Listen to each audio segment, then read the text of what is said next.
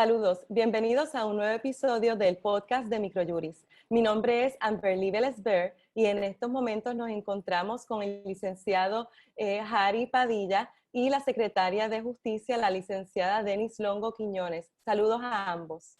Saludos y buenas tardes. Saludos a la señora secretaria. Muy buenas tardes, un placer saludarlos a todos.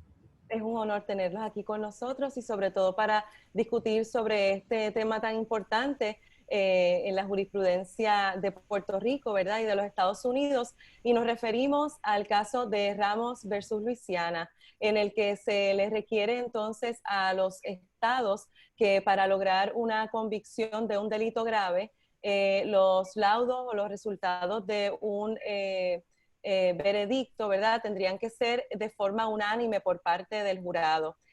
Vamos entonces a comenzar, si alguno de ustedes nos quiere comenzar por resumir, ¿verdad? ¿Qué es lo que en esencia dispone esta jurisprudencia? Sí, no tengo ningún reparo a que la señora secretaria haga el resumen más o menos de lo que dispone el caso. Muy buenas tardes. El caso de Ramos versus Luisiana es un caso en el cual el Tribunal Supremo de los Estados Unidos determina que es un requisito para la convicción, como indicabas, a nivel de un estado, que el veredicto sea un veredicto por unanimidad con respecto a todo delito grave que sea procesado. En ese caso del Tribunal Supremo Federal, se determina, ¿verdad?, que es de aplicabilidad a los estados. Esto es un derecho que en ese caso el Tribunal Supremo define como un derecho fundamental que por tal razón se aplica a los estados a través de la 14ª enmienda de la Constitución Americana. Y el tribunal, pues en ese caso, que era con respecto a una apelación, un certiorari de un caso de una convicción en el estado de Luisiana, pues lo hace extensivo a Luisiana. Es en el caso entonces de Pueblo versus Torres, emitido entonces por el Tribunal Supremo de Puerto Rico, que se hace extensivo la misma determinación para los casos en Puerto Rico. O sea que a través de la determinación del Tribunal Supremo de Puerto Rico, entonces se reconoce que esa determinación del Tribunal Federal, Tribunal Supremo Federal, también tiene la misma aplicabilidad a nivel de Puerto Rico, lo cual constituye una determinación de que para poder procesar a alguien en Puerto Rico por un delito grave, se tiene que llevar el proceso, si el proceso es uno en el cual el acusado determina proceder con un jurado, ese jurado al momento de hallar su determinación lo tiene que hacer a través de un veredicto de unanimidad. En el caso de Pueblo versus Torres, el Tribunal Supremo de Puerto Rico también reconoce que ese caso es de aplicabilidad a todo aquel caso que no tenga una sentencia final y firme en Puerto Rico. Ese es el cambio que ocurre a nivel de Puerto Rico, porque anterior a eso se aplicaba la norma establecida en la Constitución de Puerto Rico, en la Carta de Derechos, en su inciso 11, que provee que la convicción podía ser por un voto de mayoría. Pues, sin embargo, en este caso se convierte en ley la multa. Sí, y entonces sin eso embargo, es lo que... esto sí es... Sí, dime. Sí, entonces sí es nuevo en Puerto Rico, pero en los Estados Unidos, 48 de los 50 estados ya también tenían el requerimiento, ¿verdad?, de que tuvieran que ser por unanimidad los veredictos en los casos graves. Solamente era Oregón y Luisiana, los estados... Disculpe. Era Oregón y Luisiana. Luisiana, eran las dos únicas jurisdicciones, ¿verdad?, o estados que sí permitían convicciones por veredictos que no fueran unánimes. Y esto tiene un dato histórico, ¿verdad?, que se reconoce en la misma opinión de Ramos versus Luisiana por parte del Tribunal Supremo de los Estados Unidos, y es reconociendo, ¿verdad?, el racismo que dio paso a que en estas jurisdicciones, sobre todo en Luisiana, en donde se abrió por parte del Senado federal una investigación al respecto, que era básicamente para que se pudieran lograr convicciones de personas negras por mayoría de jurados blancos, pero que no tenían que ser unánime, porque si entonces había alguien en el jurado que tal vez fuera negro o solidario con las causas de las personas negras, pues entonces ya votaban a que era inocente, digamos, y entonces se rompía la unanimidad. Entonces, en estos estados sí se permitía que fuera por mayoría. Eso en Puerto Rico, pues no tenemos esa experiencia, ¿verdad? Similar. Así que definitivamente para nosotros acá es algo nuevo. El requisito, dígame. Si te hago una aclaración, aunque realmente Luisiana y Oregón tenían un historial que se puede evaluar en la historia al efecto de que lo que pretendían con sus disposiciones era mantener la supremacía blanca, no es menos cierto que en Puerto Rico, cuando se incorpora lo que yo llamo el voto por pluralidad en el año 1948 con la ley 53 y la ley 9, que después pasa a la Constitución en el artículo 2, sección 11, no es menos cierto que se incorpora a los fines de perseguir y hostigar a los miembros en aquel entonces de los movimientos independentistas del país. Ese es el cimiento real de eso. Claro, si tú estudias la jurisprudencia del Tribunal Supremo de Puerto Rico a partir de un caso que se llama Fournier versus González, del tomo 80, que es del año 58, por ahí más o menos, tú encontrarás que ellos obvian ese relato histórico. No vas a encontrar, hay aproximadamente 16 o 17 casos que sostenían bajo la jurisdicción de Puerto Rico que el veredicto unánime no era necesario y rechazaban el reclamo. En ninguno de esos casos tú vas a encontrar que se discutió el tema histórico. Por eso es que mi contención siempre ha sido que Oregón y Luisiana pretendían mantener la supremacía blanca, como llama el Supremo, y Puerto Rico el discrimen y la persecución política, y ha sido siempre mi reclamo, y yo creo que ahora se ha reivindicado tanto en Oregón o Luisiana, y al igual que en Puerto Rico. Bien, entonces esto definitivamente tiene implicaciones en muchas direcciones para el sistema de administración de justicia y como lo conocemos actualmente. En términos procesales, ya dijimos que le aplicaría a casos que no sean finales firmes. Incluso el licenciado estaba llevando el caso, ¿verdad?, de Casellas, que es uno que tampoco estaba final, que se podría también estar viendo afectado. Sin embargo, en lo que es el derecho procesal penal, secretaria, ¿qué se espera entonces que cambie incluso las reglas de procedimiento criminal? Bueno, la determinación por parte del Tribunal Supremo Federal y por parte del Tribunal Supremo Estatal lo que hace es que reconoce la necesidad de que esta convicción por unanimidad sea de aplicación prospectiva y es aplicable y respectivo de que se cree legislación al respecto, porque lo que pasa es que la determinación o la adjudicación por parte de los tribunales con respecto a lo que son derechos constitucionales fundamentales es una determinación que adquiere vigencia al momento de la determinación y como indiqué hace unos minutos, eso significa que las disposiciones de la Constitución de Puerto Rico que permiten la convicción por un voto de mayoría o pluralidad es como si fuera letra muerta. Y por esa razón realmente no es que haya una necesidad de legislación porque la ley provee para la aplicación inmediata y así pues se ha expresado el Departamento de Justicia en los dos escritos que hemos radicado, tanto en el caso de Pueblo versus Torres como un escrito que se radicó ayer con respecto al caso de Pueblo versus Casellas.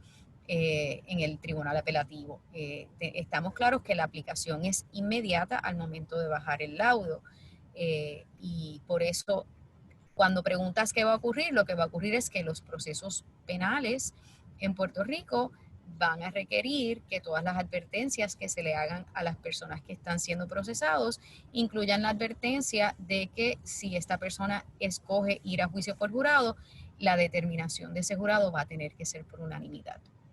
Y ya que menciona entonces, sí, adelante. Es bien importante en el tema que señala la señora secretaria. Mira, yo siempre señalo que estos dos casos no van a dar controversias en una materia. Y no, propiamente tú puedes examinar el caso desde el punto de vista de 4 aspectos bien fundamentales. El número uno es que no debe haber controversia, que el caso, y ya lo resolvió el Tribunal Supremo local, el caso aplica a la jurisdicción de Puerto Rico. Eso está resuelto y eso no está en controversia.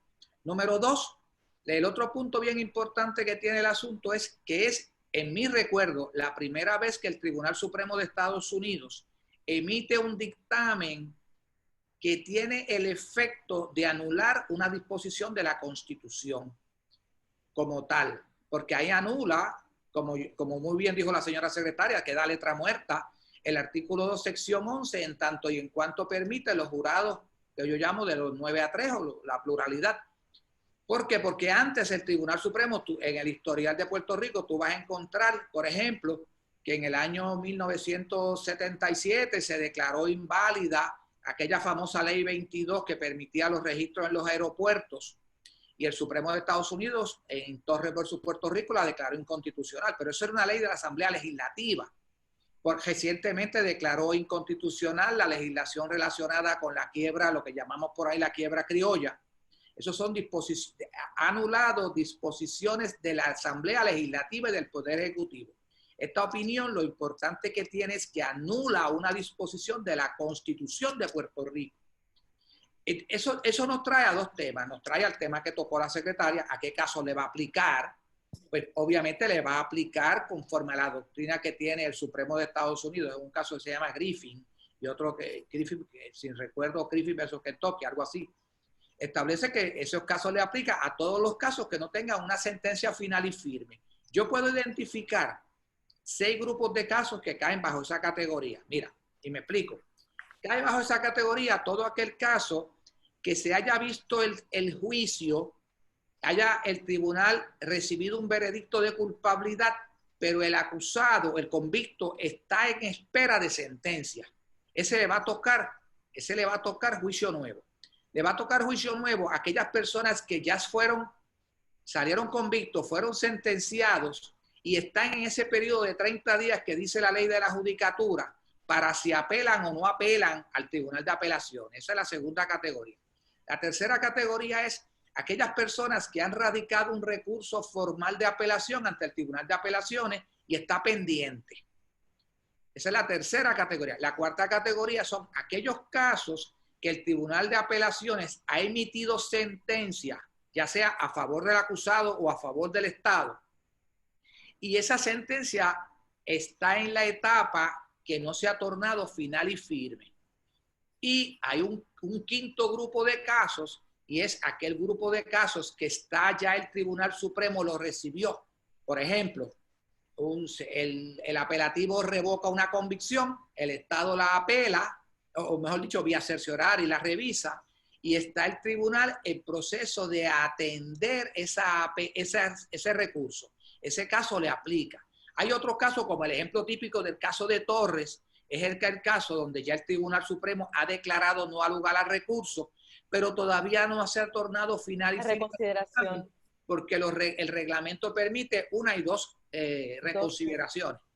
Pues por tanto, en esos 6 casos son los que van a tener el derecho a un nuevo juicio de forma mandatoria. La otra controversia, que es la crucial en este caso, es si los casos que ya tienen sentencia final y firme, parte tú de la premisa, aquellas personas que apelaron hace 3 años o 4 años y ya están cumpliendo una pena, ya sea en probatoria o ya sea confinado, si esa persona va a tener lo que se llama derecho, lo que sería por un ataque colateral, a un nuevo juicio. Aquí hay 2 posiciones. Hay una posición que dice que se puede tener efecto prospectivo solamente. Hay una posición que argumenta que debe tener efecto retroactivo. En estos 2 vertientes cabe señalar que todavía ni el Supremo de Estados Unidos ni el Supremo de Puerto Rico lo han resuelto. En ambos casos, tanto en Ramos como en Torres, dijeron expresamente que la controversia estaba pendiente. Ahora, en este momento histórico que estamos, la legislatura puede actuar. La legislatura puede actuar para hacer legislación. La legislación puede hacerse en 3 formas. Número 1, diciendo que solamente tiene efecto prospectivo. diciendo que tiene efecto retroactivo total o diciendo que tiene efecto retroactivo parcial, es decir, a determinados casos. ¿Por qué te digo esto? Porque la doctrina constitucional federal permite que los estados, e incluye a Puerto Rico, así se ha resuelto, por ejemplo, Pueblo versus Dolce lo resolvió y su progenie, que un estado puede dar más que lo que da la doctrina constitucional federal. Quiere decir que en Puerto Rico se podría hacer legislación para decir a determinados casos va a tener aplicación retroactiva, en otros no va a tener aplicación retroactiva, y ahí está en veremos. Es decir, yo sé que la posición del Departamento de Justicia, que yo se la respeto mucho, y yo he hablado con esto con la señora secretaria, es que la posición del Departamento de Justicia, si mi mente no me traiciona, es a los efectos de que conforme al Estado de Derecho vigente, y básicamente de lo que se puede inferir de las decisiones de Griffin en el Supremo de Estados Unidos, y otro caso se llama, creo que Lange, algo así se escribe Lange,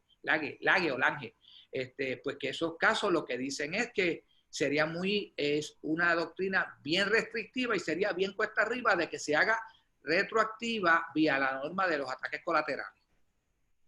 Secretaria. Y con respecto a eso, es correcto lo que indica el licenciado Padilla, que nuestra posición es que la doctrina constitucional que está vigente, establecida por el Tribunal Supremo Federal, que también se posa en el caso de TIG, es una doctrina correcta y que debe ser lo que, si el legislador desea legislar, lo que se debe acoger. Y me explico. Esa doctrina lo que establece es que se debe, cuando hay un cambio o un reconocimiento de un derecho fundamental constitucional, su aplicabilidad retroactivamente se debe limitar a dos situaciones. Se debe limitar primeramente a aquella reconocimiento de un derecho fundamental que sea sustantivo y que por esa razón requiere una aplicación retroactiva. Un derecho fundamental sustantivo pudiese ser una determinación de que hay una ley o un delito que establecer ese delito violenta un derecho constitucional. Podríamos tener como ejemplo una ley que diga que el matrimonio entre personas de distintas razas es ¿verdad? Es ilegal. Delito. Eso se considera ilegal, eso se considera un derecho, ¿verdad? El matrimonio se ha reconocido como un derecho fundamental. En ese sentido, al tomarse esa determinación, aquellas personas que estuviesen convictas y que estuviesen pagando una sentencia por razón de una convicción bajo un delito como ese, al momento de entrar el fallo o el laudo del tribunal, esa persona se le tiene que aplicar retroactivamente porque entendemos que ese delito sustantivamente violentaba un derecho fundamental. Sin embargo, cuando el derecho... El ius punendi. Sí, exacto. Sin embargo, cuando se reconoce, como en este caso, que el Tribunal Federal en el caso de Ramos versus Luisiana indica que este derecho que se reconoce es un derecho constitucional procesal, la determinación de su retroactividad se va a limitar únicamente a aquellas situaciones donde ese derecho procesal se considere además un derecho procesal medular. Hasta la fecha, según explica el juez Kavanaugh, en el caso de Ramos versus Luisiana, no se ha encontrado cuál es el derecho procesal medular que amerite la retroactividad al momento de que haya un laudo de un tribunal que amerite, entonces que se haya retroactividad. Tengo que reseñar que la posición del Ministerio Público, del Departamento de Justicia con respecto a retroactividad, se basa en el concepto, reconocido también en el caso de Ramos versus Luisiana, de que hay un interés del Estado y de nuestros ciudadanos de que las determinaciones de nuestros tribunales sean finales y firmes. Y me explico. Las víctimas de estos delitos también tienen un derecho apremiante reconocido por el Estado de que los casos en los cuales se procesan a su victimario tengan finalidad. Nosotros estamos en el proceso de reconocer esa finalidad de los veredictos, haciendo valer la justicia que se le llevó en su día a esa víctima en su procedimiento. Tenemos que reconocer y, ¿verdad?, discutir con el legislador, y por eso es que nosotros no le recomendamos al legislador que abra una doctrina de retroactividad distinta a lo que establece el Tribunal Supremo, de que reconozca de que abrir esa retroactividad lo que hace es que genera un concepto de impunidad para esos victimarios, para estas personas que han sido convictas conforme el derecho aplicable al momento de su procesamiento. Para nosotros es realmente importante llevar el mensaje, ¿verdad?, al pueblo y a nuestros legisladores de que abrir la puerta para que personas que han sido convictas hace 6 o 7 años se les anule esa convicción que es final y firme, que fue llevada a cabo en cumplimiento con el derecho penal procesal aplicable en ese momento, es una situación que puede mantener la impunidad de ese victimario en nuestra sociedad. Porque, y ahí están los legisladores y las legisladoras que sabemos que Tomás Rivera Schatz, presidente del Senado, citó recientemente a una reunión precisamente solicitando a corrección y a tribunales que sometieran estadísticas de aquellos casos que tenían convicciones que no fueran unánimes. Así que eso va a ser algo que parece que en la legislatura pues van a tener que sopesar, ¿verdad?, en su día, el asunto de la retroactividad. Quería entonces, porque ve el tiempo... Respecto a eso, me gustaría reseñar, sin embargo, que ese análisis de decir que esa retroactividad va a aplicar únicamente a aquellos casos donde se llevó a cabo el juicio por jurado puede ser un análisis incorrecto, porque si se está aplicando ese derecho fundamental retroactivamente, porque entendemos que eso es un derecho procesal medular que amerita abrir la puerta para la retroactividad, su impacto va a ser no solamente en aquellos casos donde una persona fue hallado convicto mediante juicio por jurado, sino que debería impactar todos los procesos penales que se llevaron, porque es una cuestión constitucional de procesamiento medular que le aplica a todos los casos, aun aquellos casos donde, por ejemplo, tengamos a una persona que fue convicto mediante un preacuerdo donde la persona admite su culpabilidad. Porque recuerda, eso es lo que pasaría, por ejemplo, en el caso de una persona que fue convicto y entendemos que es un derecho fundamental sustantivo, pues lo tendríamos que abrir y respectivo de que esa persona se haya declarado culpable.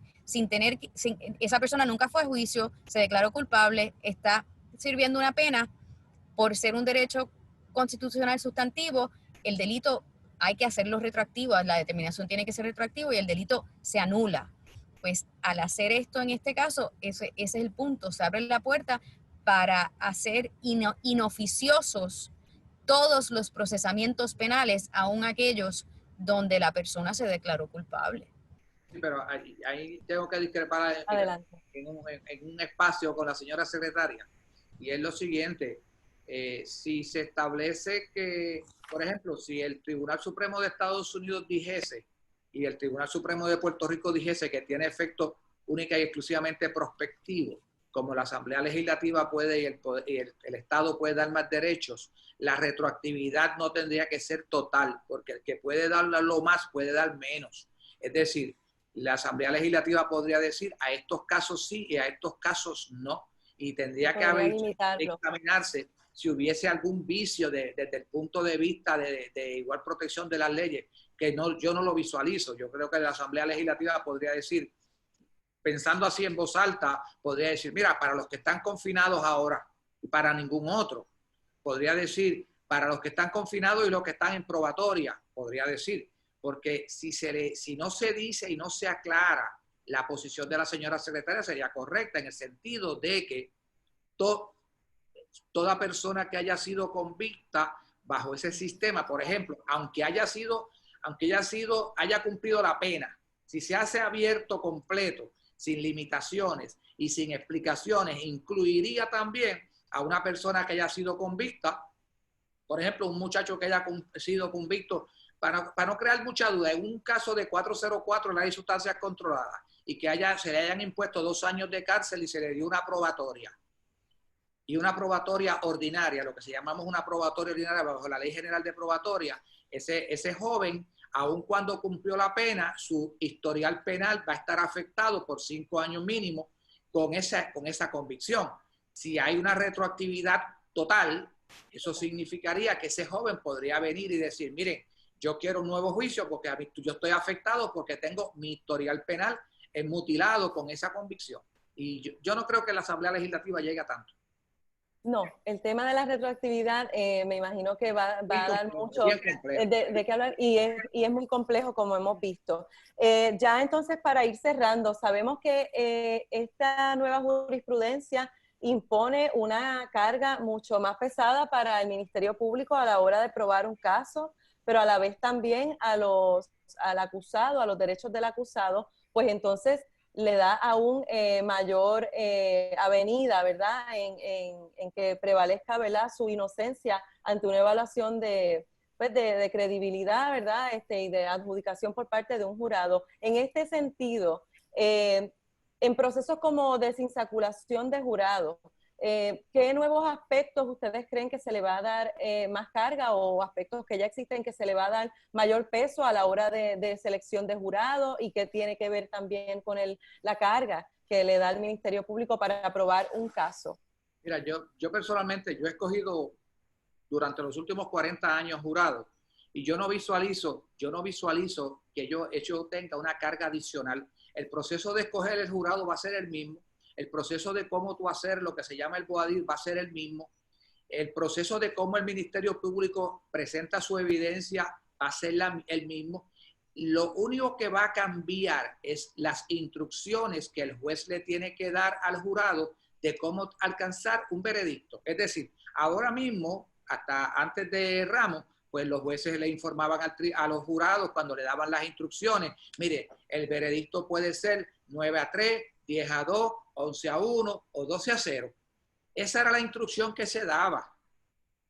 Y decía lo mismo para condenar que para declarar no culpable. ¿Qué sucede? Ahora yo digo que la instrucción es esta más sencilla, la misma que tiene el sistema federal. Mire, usted tiene que llegar a un veredicto unánime. Si no se ponen de acuerdo, pues hagan un esfuerzo para ponerse de acuerdo y me mantienen informado, va a tener que decir el juez. Es decir, no va a haber un cambio drástico en ese proceso, va a ser el mismo. Y el Ministerio Público, cuando el Ministerio Público presenta la evidencia, en todos los casos que yo he visto, siempre ha tratado de convencer a los 12 jurados, porque él no presenta evidencia para 9 o para 8 o para 10, presenta para los 12 y se presenta a la misma vez. Lo que sucede es que la Constitución premiaba al Ministerio Público con decir, tan pronto convenzas a 9, ganaste. Y eso hoy día ya no va a ser así. Yo tengo que concurrir con el análisis del licenciado Padilla, en la misma experiencia que nosotros tenemos. La carga y responsabilidad del Ministerio Público de probar sus casos más allá de dudas razonables es la misma, ha sido la misma siempre, y la intención siempre ha sido que al momento de erradicar cargos, el fiscal debe creer y entender razonablemente y fielmente que tiene suficiente prueba para probar más allá de dudas razonables, convenciendo a todo el jurado. Ese siempre ha sido el objetivo del procesamiento. Lo que sí también en Puerto Rico que se ha dicho es que siempre cuando había una votación de 11-1, ¿verdad? Pues siempre se dice que era una sensación de seguridad que sentían los jurados cuando entonces estaban declarando culpable a algún acusado, pues entonces que si uno pues por lo menos votaba en contra de ese veredicto, pues siempre se mantenía la duda de quién fue. Eso, ¿cómo ustedes lo evalúan en estos momentos ahora que esto cambiaría? La experiencia mía, eso es un decir por ahí pueblerino, pero mi experiencia no es esa. Yo he tenido casos sumamente serios que el jurado ha votado 12-0, tanto y ha absuelto 12. Yo he visto casos de asesinato que el jurado ha absuelto 12-0. Yo he visto casos que el jurado ha condenado 12-0. Es decir, yo entiendo, yo no le tengo desconfianza al jurado puertorriqueño. El jurado puertorriqueño son personas buenas, personas decentes, personas que van al tribunal a hacer un esfuerzo razonable. Lo que pasa es que adjudicar la evidencia no es tarea fácil. Es decir, adjudicar la evidencia no es fácil ni en los hogares. Cuando uno tiene 2 hijos y los dos hijos tienen un problema y discuten y cada uno le trae cada uno de ellos le trae la versión a uno, uno como padre responsable le es difícil tomar la decisión de quién está diciendo la verdad, aun cuando las dos versiones son irreconciliables. Yo le digo a ustedes, eso no va a tener ningún efecto. Eso de que un jurado se esconde o que no se esconde, no. El jurado, cuando se convence que el ciudadano es inocente o que tiene dudas, lo absuelve. El jurado puertorriqueño, cuando se convence de que el el fiscal ha aprobado el caso, lo condena. Y el ejemplo típico es en la Corte, los tribunales federales. Es decir, ¿dónde se esconden en la Corte Federal en casos inclusive de más envergadura que la mayoría de los que se ven en Puerto Rico? Y siempre el jurado, cuando emite una culpabilidad, lo tiene que hacer unánime. Eso a mí no me preocupa. Ese argumento es un argumento por ahí que dicen... Yo tengo que concurrir nuevamente con el licenciado Padilla. Yo entiendo que eso es un mito urbano que se aparta de la responsabilidad que asumen nuestros jurados al asumir su rol. Y según indica el licenciado, es correcto que al nuestros ciudadanos participar en estos procesos lo hacen con la seriedad que el proceso amerita, y recuerda que al momento de ellos juramentan que van a tomar una determinación basada en los hechos según presentados y el derecho según les es explicado. Y yo concurro que mi experiencia siempre ha sido que los jurados toman el proceso con la seriedad que amerita y que toman sus determinaciones fielmente con la intención de cumplir con esa obligación que asumieron al juramentar como miembros del panel. Y para terminar, yo digo, todos los casos que yo he visto con jurados, yo no he visto un solo jurado, y yo he visto bastante, que haya tomado con laxitud su participación. Yo no he visto uno. Es decir, personas serias, personas responsables, a veces no están de acuerdo con uno, a veces no están de acuerdo con el fiscal, a veces no quieren y no le creen a determinado testigo, pero que lo toman con seriedad, que lo toman con respeto, que cumplen las instrucciones del tribunal. Yo estoy convencido que eso es así y que Ramos versus Luisiana lo que reivindica es un derecho, pero en nada afecta la ejecución de ese derecho en nuestro sistema. Finalmente, licenciada Longo, sabemos que en justicia ustedes tienen una oficina de víctimas y testigos de crimen. Ustedes tienen ese contacto con las víctimas. ¿Cómo, si acaso algún portavoz de ellos le ha hecho saber cómo se siente con esta nueva jurisprudencia que aplica a Puerto Rico? Nosotros hemos estado en comunicación con múltiples representantes de las víctimas y también con víctimas de delito en casos que son sensitivos para el departamento. Y te tengo que decir que nos han expresado lo que indiqué anteriormente, una verdadera consternación ante la posibilidad de que este caso se haga retroactivo, o sea, que se trate de hacer esto retroactivo y que se impacte la capacidad de mantener las sentencias finales y firmes que ya se han adjudicado. Realmente el tener que estas víctimas contemplar que van a tener que pasar nuevamente por nuevos procesos para probar casos que ya han sido adjudicados en cumplimiento con los procesos penales que existían en su momento, les crean consternación y tienen un impacto emocional real en estas víctimas. Nosotros estamos en conversación con ellos, le hemos dado la asistencia de nuestros técnicos de servicio y hemos estado en franca comunicación con respecto a el impacto de esta determinación en los casos en los cuales ellos son víctimas, en casos ya adjudicados, y los hemos exhortado a que se comuniquen con los legisladores para expresar su consternación y la importancia de este asunto con respecto a sus casos. Mira, y si me permites hacer una expresión en ese sentido, yo estoy claro y todos los abogados en el ámbito penal debemos entender que esa es la situación. Es decir, toda persona que vio su caso y que esa persona que declaró logró, porque esos son los que si hay retroactividad se van a afectar, los que resultaron convictos, porque los que se resultaron no culpables, eso no tienen nada que buscar. Tendrían que ver el caso de nuevo. La gente que ha salido del proceso no le interesaría volver al proceso porque ya ganó. Es decir, es como decir, estamos viendo un juego de pelota, ya yo gané el partido, pues hay una regla y esa regla se incumplió, pues vamos a jugar el juego de nuevo. Como ya las personas que declararon en contra de los acusados lograron una convicción, lograron esa convicción, a ellos no les interesa volver a ver el proceso. Ahora, la pregunta que debe quedar en el aire es la siguiente.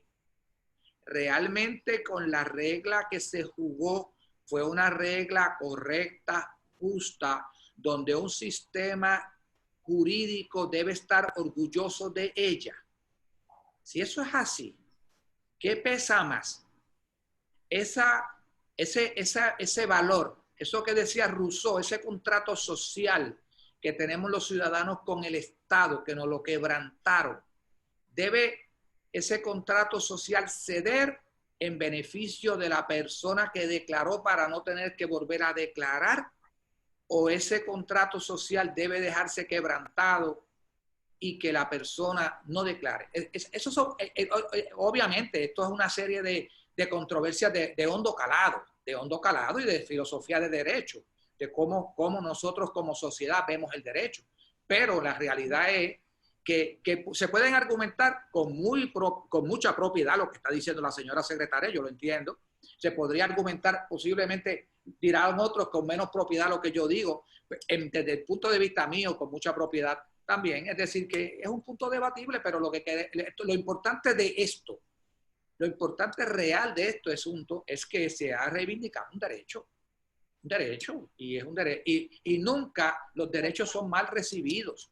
Los derechos son siempre bien recibidos, y yo espero y yo sé que el Departamento de Justicia va a seguir haciendo su trabajo y lo va a seguir haciendo bien, y va a seguir luchando, y nosotros vamos a tener que seguir viendo casos todos los días. Lo que tenemos es una regla distinta, que yo, de hecho, yo la vengo reclamando desde el 2010, más o menos.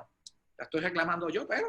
Sí, y el departamento reconoce que por eso es que nosotros hemos hecho los llamados o los reconocimientos en todos nuestros escritos de que nosotros entendemos de que la prospectividad de esta regla para nosotros es aparente, y también reconocemos que el Tribunal Supremo Federal decir, mire, esto es un derecho fundamental constitucional que nosotros entendemos que se debe hacer valer en cualquier juicio por jurado, nosotros no tenemos ningún interés de violentar derechos constitucionales fundamentales, y estamos muy cernidos a, ¿verdad?, hacer valer la ley según la conocemos en nuestra sociedad, y por esa razón entendemos que prospectivamente nosotros vamos a hacer todo lo que sea posible para que se haga valer y para cumplir estrictamente con ese requisito.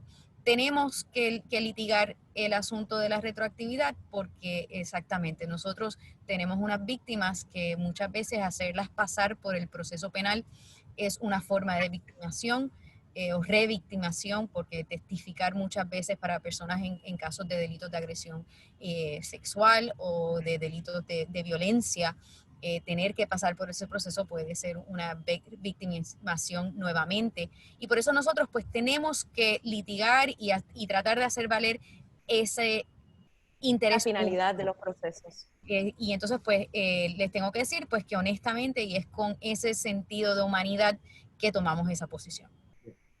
Pues le quiero dar las gracias, licenciada Longo, secretaria de Justicia, y también al licenciado Jari Padilla por acompañarnos en esta primera conversación inicial del tema, porque sabemos que esto va a seguir dando mucho de qué hablar. Así que, pues nada, les deseamos entonces mucho éxito en sus carreras, y a ustedes manténganse conectados con Microjuris en las redes sociales, y hasta la próxima. Buenas tardes, y buenas tardes, señora secretaria. Gracias, un placer hablar con ambos. Igualmente. Hasta pronto. Hasta luego.